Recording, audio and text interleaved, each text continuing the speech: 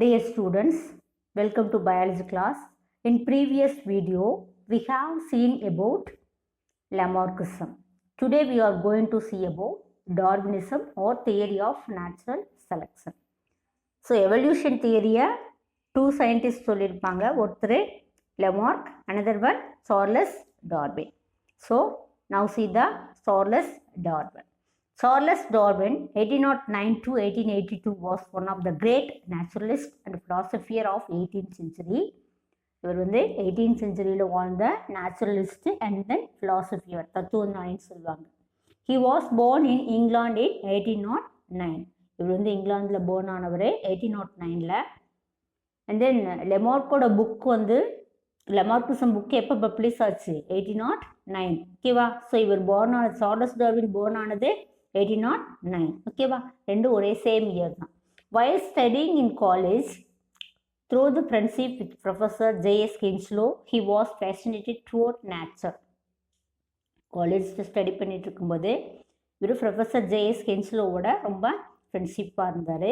JS கென்ஸ்லோ வந்து என்ன பண்ணார் அப்படின்னா, நேச்சுரை வந்து லைக் பண்ணக்கூடிய ஒரு ப்ரொஃபஸர். ஓகேவா? At that time, the British Admiralty planned a voyage of exploration for 5 years on a ship named HMS Beagle around South America. So at that time, அந்த காலேஜில் படிக்கிற டைமு பிரிட்டிஷ் அட்மிரல்ட்டி என்ன plan பண்ணுச்சுன்னா, journey of exploration for 5 years, அதாவது கப்பல் பயணம் சொல்லுவாங்க இல்லையா. ஸோ அந்த சுற்றுப்பயணம் வந்து என்ன பண்ணாங்க, 5 years வந்து பிளான் பண்ணுச்சு பிரிட்டிஷ் அட்மிரல்ட்டி. ஹெச்எம்எஸ் அப்படின்ற ஹெச்எம்எஸ் பீகிள் அப்படின்ற ஷிப்பில் என்ன பண்ணாங்க, அந்த வயேஜை ஏற்பாடு பண்ணியிருந்தாங்க. எதை சுற்றி, எந்த நாட்டை சுற்றி அப்படின்னா சவுத் அமெரிக்காவை அரௌண்ட் பண்ணி. ஓகேவா? Doctor Henslow was asked to nominate a young naturalist for the voyage. So doctor ஹென்ஸ்லோவுக்கு யங் நேச்சுரலிஸ்ட்டை செலக்ட் பண்ண பொறுப்பு கொடுத்தாங்க. ஸோ அவர் என்ன பண்ணார் அப்படின்னா, டார்வினை என்ன பண்ணார், அந்த நேச்சுரலிஸ்டாக என்ன கிவ் அ ஆப்பர்ச்சுனிட்டி. டார்வினுக்கு என்ன கொடுத்தாரு, அந்த ஆப்பர்ச்சுனிட்டியை கொடுத்தாரு. Darwin was given the opportunity. During the 5 years, 1831 to 1835 voyage, he visited many parts of the world. அவர் என்ன பண்ணார், நிறைய பிளேஸ்க்கு என்ன பண்ணார், ஒரு சுற்றுப்பயணம் மேற்கொண்டார். ஓகேவா? அண்ட் தென் அப்போ அந்த நிறைய ஐலேண்டை வந்து என்ன பண்ணார் அப்படின்னா பார்க்க முடிஞ்சிச்சு. ஓகேவா? நிறைய ஐலேண்டை பார்க்க முடிஞ்சிச்சு. அந்த ஐலண்டில் Galapagos island and Pacific island also. ஓகேவா? Galapagos island and then Pacific island also. இந்த வேர்ல்டு சுற்றி the world a number of islands including the Galapagos island and Pacific island. So இந்த ஐலண்ட்லாம் சுற்றி பார்க்குற இது வந்து அவங்களுக்கு அந்த பீகிளில் போனதுனால கிடச்சிச்சு. Darwin made elaborate observation on nature of the land, plants and animals of the region he visited. So அந்த வயேஜ் வந்து அவருக்கு நிறைய எக்ஸ்பீரியன்ஸ் கொடுத்துச்சு. நிறைய வந்து என்ன பண்ணார் அப்படின்னா அப்சர்வேஷன் பண்ணார். நிறைய பிளான்ட்ஸு, நிறைய அனிமல்ஸு, நிறைய பிளேஸில் விசிட் பண்ணுறதுனால அந்தந்த ரீஜன் இருக்கக்கூடிய பிளான்ட்ஸு, அனிமல்ஸை வந்து அப்சர்வ் பண்ணார். He further worked for a period of 20 years to develop the theory of natural selection.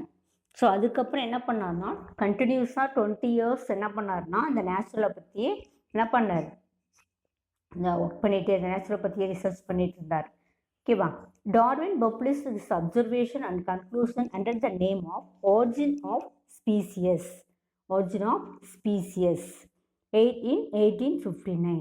So இந்த 20 years வந்து அவர் வந்து ஒர்க் பண்ணதுனால அதுக்கப்புறம் என்ன பண்ணார் அப்படின்னா ஆரிஜின் ஆஃப் ஸ்பீசியஸ் அப்படின்ற ஒரு புக்கை பப்ளிஷ் பண்ணுறாரு 1859. ஓகேவா? டார்வின் பப்ளிஷ் பண்ண புக்கோட name origin of species, year 1859. ஓகேவா? The book of Darwin demonstrate the fact of evolution. இந்த டார்வின் புக்கை எதை சொல்லிச்சு, ஃபேக்ட் ஆஃப் எவல்யூஷனை டெமான்ஸ்ட்ரேட் பண்ணுச்சு. It elaborates on the theory of natural selection for evolutionary transformation. So அந்த நேச்சுரல் செலெக்ஷன் புக்கு என்ன பண்ணுச்சுன்னா எலாபரேட்டாக எவல்யூஷனரி டிரான்ஸ்ஃபர்மேஷனை பற்றி சொல்லுச்சு. எவல்யூஷனரி டிரான்ஸ்ஃபர்மேஷன்னா பரிணாமம் எப்படி வந்து ஒரு ஜெனரேஷன்லேருந்து இன்னொரு ஜெனரேஷன் எவல்யூஷன் எப்படி வந்து ஒரு ஜெனரேஷன் வந்து இன்னொரு ஜெனரேஷனுக்கு ட்ரான்ஸ்ஃபர் ஆச்சு அப்படின்றத டீட்டெயிலாக விளக்குச்சு அந்த புக். ஓகேவா? ஸோ அவரோட கோட்பாடுகள் என்னன்னு சொல்லுவாங்க அப்படின்னா பிரின்சிபல் ஆஃப் டார்வினிசம் அப்படின்னு சொல்லுவாங்க. First one, over production. Living beings have the ability to reproduce more individual and form their own progeny. So எல்லா லிவிங் பீயிங்க்கும் கெப்பாசிட்டி இருக்குது, எபிலிட்டி இருக்குது to reproduce the own individual.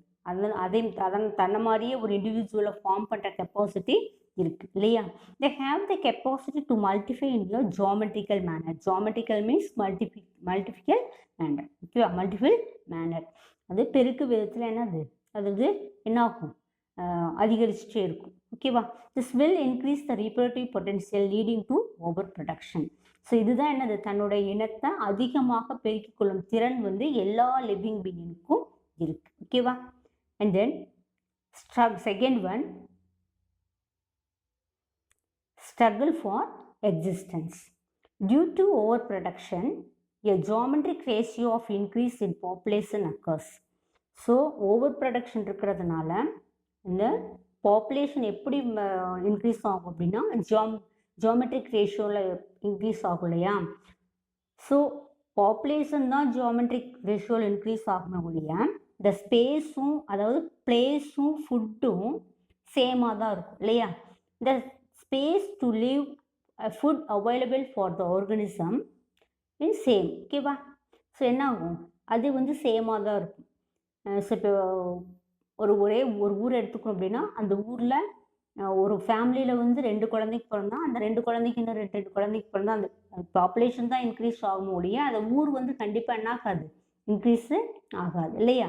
So அதனோட place and then ஃபுட்டோட production quality and then quantity வந்து சேமாக தான் இருக்கும் இல்லையா? This create and intense competition among the organism for food and space leading to struggle. So இதனால் என்னாச்சு அப்படின்னா ஸ்பீசஸ்க்குள்ள காம்படிஷன் ஸ்ட்ரகிள் ஆக ஆரம்பிச்சு. The struggle for existence are இயர் 3 டைப்ஸ். இந்த ஸ்ட்ரகிளை 3 டைப்ஸை சொல்லுவாங்க. 3 டைப்ஸு. இந்த first one, intra specific struggle. Intra specific struggle means இந்த சேம் ஸ்பீசஸில் நடக்கக்கூடிய ஸ்ட்ரகிளுக்கு பேர், காம்படிஷனுக்கு பேர் என்ன பேர்? Intra specific struggle.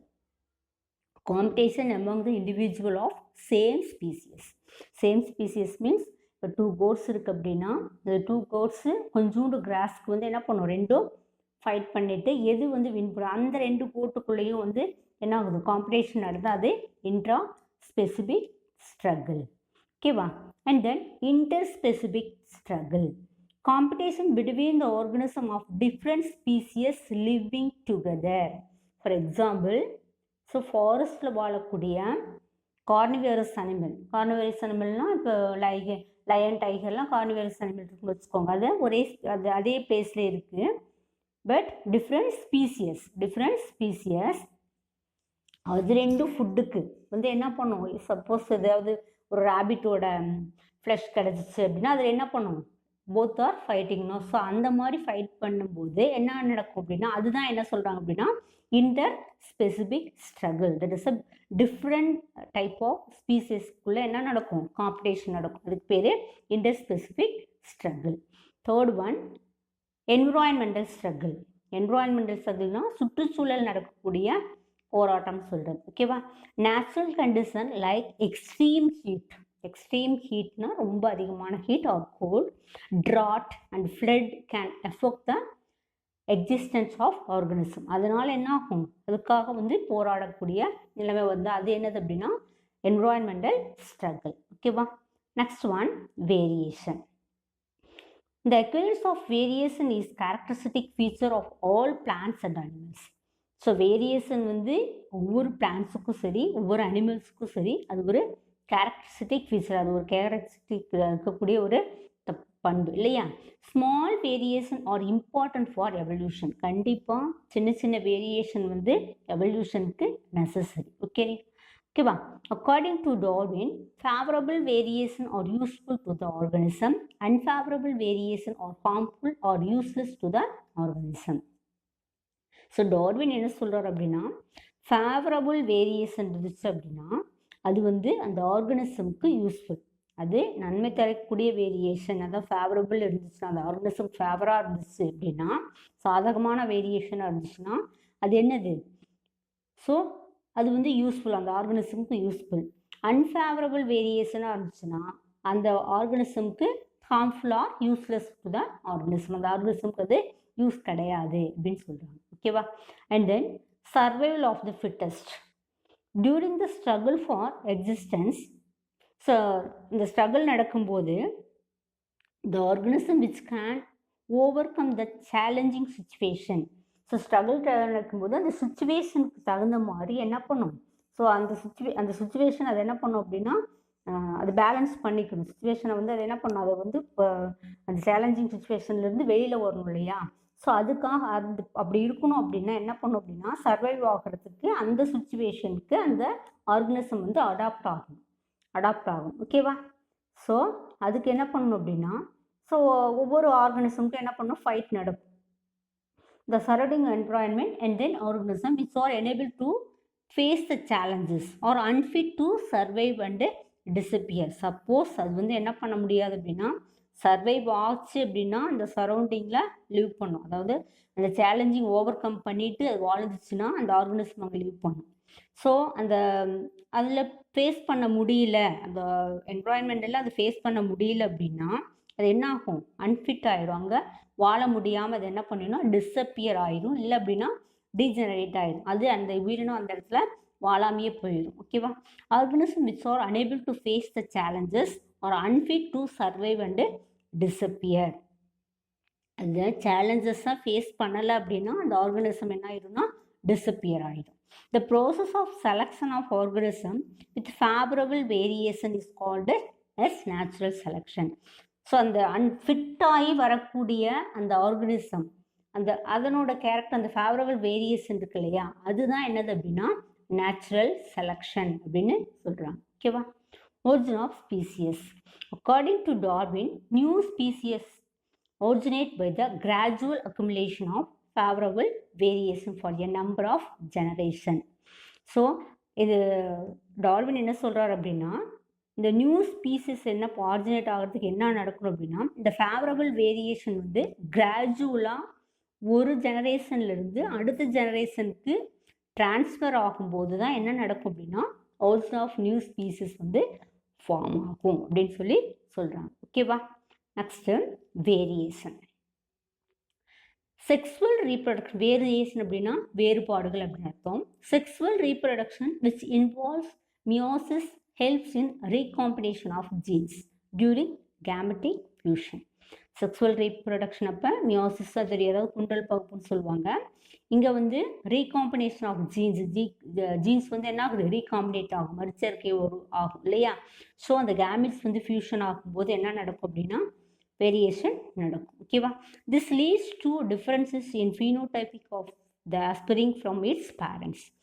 ஸோ இதனால தான் என்ன நடக்குது அப்படின்னா புறத்தோட்டத்தில் ஆஸ்பிரிங்ஸோட இது என்ன பண்ணுறோம்? புறத்தோட்டம் வந்து டிஃப்ரெண்ட் ஆகிருக்கு. பேரண்ட் மாதிரியே இருக்காங்களா? இருக்கிறதுல ஸ்லைட் டிஃப்ரென்ஸாகவும் இருக்கும். இதை தான் என்ன சொல்கிறாங்க அப்படின்னா வேரியேஷன் அப்படின்னு சொல்கிறாங்க. ஓகேவா? Variance is the difference found among individual of the same species and the offspring of the same parent. அந்த சேம் ஸ்பீசிஸ்க்குள்ள வேரியேஷன் நடக்கலாம், அந்த சேம் பேரண்ட்டுக்கு இருக்கக்கூடிய குழந்தைங்களும் அதுக்கும் வந்து வேரியேஷன் நடக்கலாம். இப்போ பேரண்ட் இப்போ ஒரே அக்கா தங்கச்சிக்கு இருக்காங்க அப்படின்னா அக்கா தங்கச்சிக்கு 2 பேரும் வந்து ஒரே மாதிரி இருக்காங்களா? கண்டிப்பாக டிஃப்ரென்ஸ் இருக்கும் இல்லையா? அப்படியே 100% சேமாக இருக்கிறது இல்லை, ஸ்லைட் டிஃப்ரென்ஸாவது இருக்கும். அதுதான் வேரியேஷன். ஓகேவா? And then variation is the raw material which plays an important role in evolution. So variation தான் என்னது? Raw material of the evolution. அதுதான் என்னது? மூலதனம் அப்படின்னு சொல்கிறாங்க. எவல்யூஷனுக்கு வேரியேஷன் இருந்தால் தான் எவல்யூஷன் நடக்கும். ஓகேவா? Evolution would not be possible without variation. Evolution நடக்கணும் அப்படின்னா கண்டிப்பாக என்ன இருக்கணும்? வேரியேஷன் இருக்கணும். ஓகேவா? Next types of variation. There is 2 types of variation, somatic variation and then germinal variation. Somatic variation. These are the variation which affect the body. So, bodyல நடக்கக்கூடிய variation, that is a சோமட்டிக், அதாவது உடல் செல்லில் நடக்கக்கூடிய variation, அதுக்கு பேர் என்னது அப்படின்னா சோமட்டிக் variation. They are not heritable. Heritable, they are not in transport in one generation to another generation. Heredity character என்ன பண்ணும், ஒரு ஜெனரேஷன்லேருந்து அடுத்த ஜெனரேஷனுக்கு போகும் இல்லையா. ஸோ இந்த சோமட்டிக் வேரியேஷனில் இருக்கக்கூடிய சேஞ்சஸ் வந்து ஒரு ஜெனரேஷன்லேருந்து இன்னொரு ஜெனரேஷனுக்கு கண்டிப்பாக போகாது. they occur due to environmental factors. அதாவது தன்னை சுற்றி நடக்கக்கூடிய என்வரான்மெண்டல் ஃபேக்டர்னால மட்டும்தான் அந்த சோமட்டிக் வேரியேஷன் நடக்கும். Next germinal variation. This variation are produced in germ cell of an organism. ஒரு ஆர்கனிசமில் ஜெர்ம் செல்ஸ் இருக்கும். ஜெர்ம் செல்ஸ்னால் என்னது, ஓவம் அண்டு ஸ்போம் சொல்லுவாங்க இல்லையா. அந்த ஜெர்ம்ஸ் செல் தான் என்ன பண்ணும் அப்படின்னா இந்த ஜெர்மினல் வேரியேஷனை செய்யும். அங்கே தான் ஜெர்மினல் வேரியேஷன் நடக்கும். They are inherited. இது என்ன பண்ணும் அப்படின்னா transfer to one generation to another generation. Transfer for one generation to another generation. So that is, it is a inherited character. They may be present in ancestor or may occur suddenly. இந்த inherited characters வந்து ancestorலேருந்து வந்திருக்கலாம், R அந்த ஆர்கனிசமில் சடனாக கூட என்னது இது வந்து produce ஆகிருக்கலாம். ஓகேவா. they are classified into two types, that is continuous variation and discontinuous variation.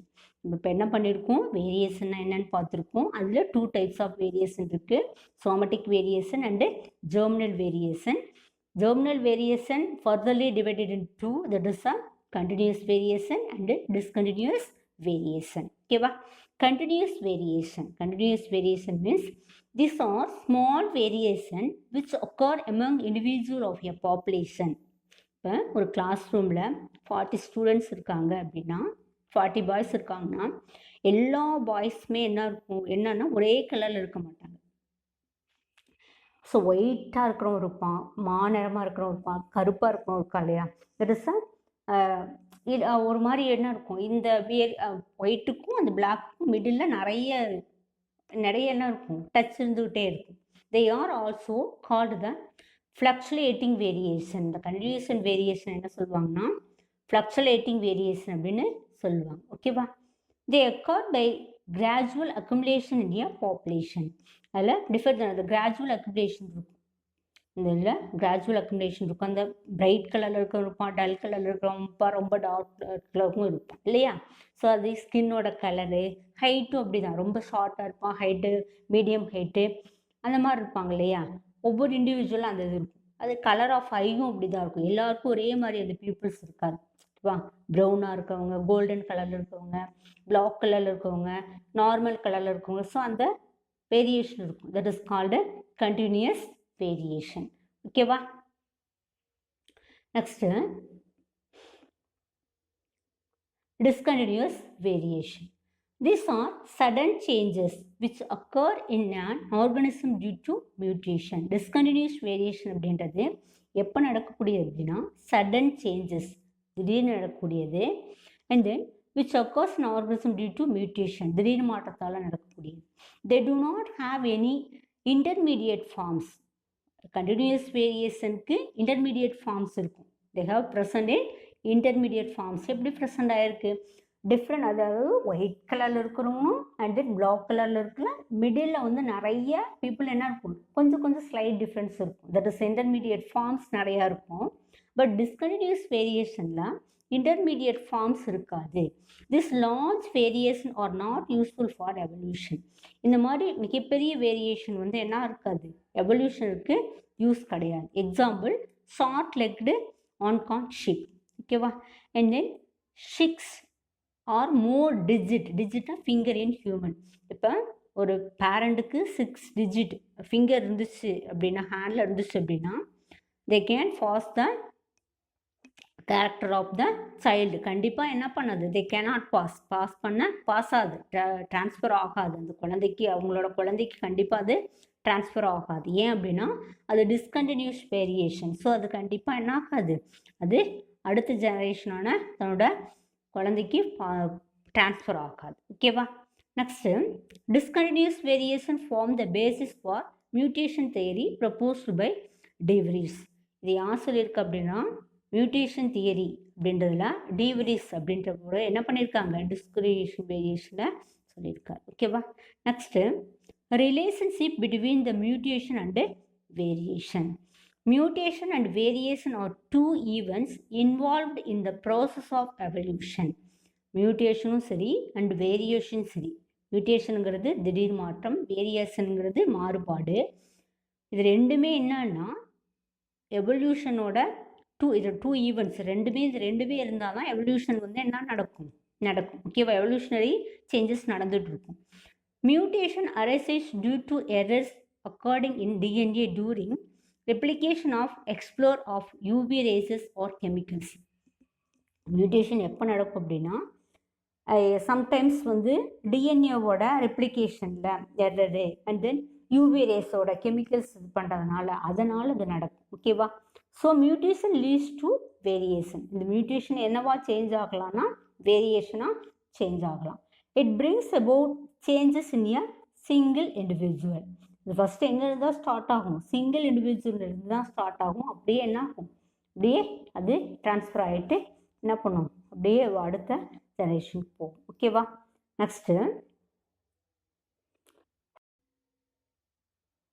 Next flow chart showing the postulates of Darwinism. டார்வினிசமோட பிரின்சிபல்லாம் என்ன பண்ணியிருக்காங்க ஃப்ளோ சார்ட்டில் கொடுத்துருக்காங்க. First one over production. Overproduction means every organism, living organism, they can produce the young ones. ஓகேவா. So multiple மேனரில் அது produce பண்ணுற capacity இருக்குது. ஓகேவா. ஸோ அப்படி ப்ரொடியூஸ் பண்ணுறதுனால நிறைய ஆர்கனிசம் வந்து என்ன ஆகும், இந்த வேர்ல்டில் என்ன ஃபார்ம் ஆயிரும் இல்லையா. ஸோ அது எல்லாமே இந்த என்விரான்மெண்ட் சுச்சுவேஷனுக்கு வந்து என்ன பண்ணோம் அப்படின்னா சர்வைவ் ஆகணும் அப்படின்னா என்ன பண்ணோம் அப்படின்னா ஒவ்வொரு லிவிங் ஆர்கனிசமுக்கும் என்ன பண்ணும் அப்படின்னா காம்படிஷன் நடக்கும். That is a struggle for existence. So அந்த ஸ்ட்ரகிளில் அடாப்டார் ஆர்கனிசம் வந்து லீவ் பண்ணும், அந்த சுச்சுவேஷனுக்கு அடாப்டார் ஆகிற ஆர்கனிசம் லீவ் பண்ணும். மீதி இருக்கிறது என்ன பண்ணிடும் அப்படின்னா மீதி இருக்கிற organism eliminate from the environment. அதால் வந்து லீவ் பண்ண முடியாது. அதனால் என்ன ஆயிரும், அது டிஸப்பியர் ஆகும். ஓகேவா. ஸோ ஸ்ட்ரகிள் ஃபார் எக்ஸிஸ்டன்ஸ்க்கு தப்பி, அதாவது அதெல்லாம் முடிஞ்சு காம்படிஷன்லாம் முடிஞ்சு அது வாழக்கூடிய ஆர்கனிசமில் என்ன நடக்கும் அப்படின்னா வேரியேஷன் நடக்கும். ஓகேவா. வேரியேஷன் நடக்கும். அந்த வேரியேஷன் வந்து ஃபேவரபிள் வேரியேஷனாக இருந்துச்சுன்னா அப்படின்னா அதுதான் என்ன சொல்கிறாங்க அப்படின்னா நேச்சுரல் செலெக்ஷன். ஓகேவா. ஸோ அந்த நேச்சுரல் செலெக்ஷன் நடக்கும்போது எந்த ஃபேவரபிள் வேரியேஷன் வந்து நடக்குதோ அந்த அக்வயர்டு கேரக்டர் இருக்கோ அப்போ தான் அந்த ஆர்கனிசம் என்ன பண்ணும் அப்படின்னா சர்வைவல் ஆகும். சர்வைவல்னால் அந்த என்விரான்மெண்ட்டுக்கு அடாப்ட் ஆகிட்டு வால். ஓகேவா. அந்த கேரக்டருக்கு பேர் தான் என்ன பேர் அப்படின்னா அக்வயர்டு கேரக்டர். அந்த கேரக்டர் தான் என்ன பண்ணும் அப்படின்னா இன்ஹெரிடன்ஸ் ஆஃப் அக்வயர்டு கேரக்டர்னு சொல்லுவாங்க. அதாவது transport the one generation to another generation. ஓகேவா. ஸோ அந்த ஜெனரேஷன் அதுதான் என்ன ஆகும்னா அக்குமுலேட் ஆகும். அந்த ஃபேவரபிள் கேரக்டர்ஸ் தான் கிராஜுவலாக அக்குமுலேட் ஆகிட்டு ஒரு ஜெனரேஷன்லேருந்து அடுத்த ஜெனரேஷனுக்கு சேஞ்ச் ஆகும். அதனால தான் என்ன ஆகும் அப்படின்னா origin of new species form ஆகும். ஓகேவா. இப்போ ரேட் பண்ண பார்க்கலாம். ஃபர்ஸ்ட் ஒன் ஓவர் ப்ரொடக்ஷன் ஆகும். ஸோ ஓவர் ப்ரொடக்ஷனால் ஸ்ட்ரகிள் ஃபார் எக்ஸிஸ்டன்ஸ் நடக்குது. இந்த ஸ்ட்ரகிள் ஃபார் எக்ஸிஸ்டன்ஸ் முடிஞ்சுன்னா நிறைய வேரியேஷன் நடக்குது. அந்த வேரியேஷனில் ஸோ எது அடாப்டாக இருக்கோ அது வந்து நேச்சுரல் செலெக்ஷன் மூலமாக லிவ் பண்ணுது. ஸோ அடாப்டேஷனுக்கு அந்த என்விரான்மெண்ட்டுக்காக சர்வைவ் ஆகுது. ஸோ அப்போ அது வந்து இன்ஹெரிடன்ஸ் ஆஃப் அக்வயர்டு கேரக்டர். அந்த உள்ளே இருக்கிற அடாப்டிவ் கேரக்டருக்கு தான் என்னதுன்னா அக்வயர்டு கேரக்டர். அதுதான் என்ன ஆகும் அப்படின்னா gradual accumulation of favourable characters ஆகும். அதுதான் என்ன பண்ணும், they can transport the one generation to another generation. அதனால தான் என்னது ஆகுதுன்னா ஆரிஜின் ஆஃப் நியூ ஸ்பீசிஸ் வந்து ஃபார்ம் ஆகுது. அண்ட் தென் வேரியேஷனில் வந்து அடாப்ட் ஆக முடியல, அதாவது ஃபைட் பண்ணி வாழ முடியல, சுச்சுவேஷன் தகுந்த மாதிரி வாழ முடியல அப்படின்னா organism eliminate from the environment. ஓகேவா. Thank you children.